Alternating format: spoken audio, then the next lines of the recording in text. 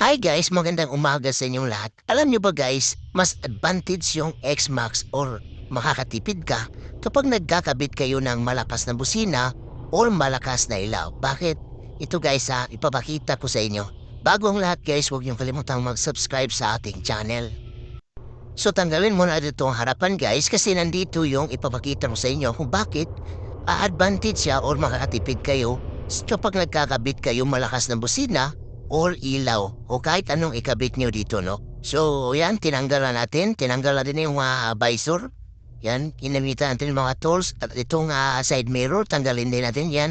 So guys, ito na yon. Ito na yung sinasabi ko kung bakit mas advantage yung X-Max or makakatipid ka kapag nagkakabit ka ng malakas na busina o ilaw. Kasi ang battery ng X-Max guys, nasa harapan lang.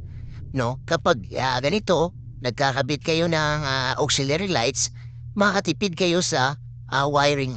Mas makatipid kayo sa wiring kasi nandyan lang yung battery sa harapan. Okay, so yan guys, tinanggal natin to.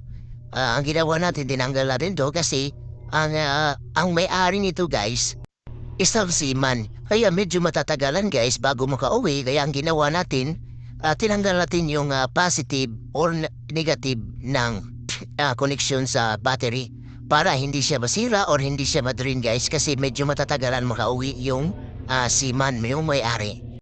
So ganyan lang guys, huwag niyong kalimutang mag-subscribe sa ating channel. Kunting tips lang po at kaalaman. Ito pala si Paik Vlogs. Maraming salamat sa inyo. Amping mo kanunay, kay di amping ang tamo. Daghang salamat, babu!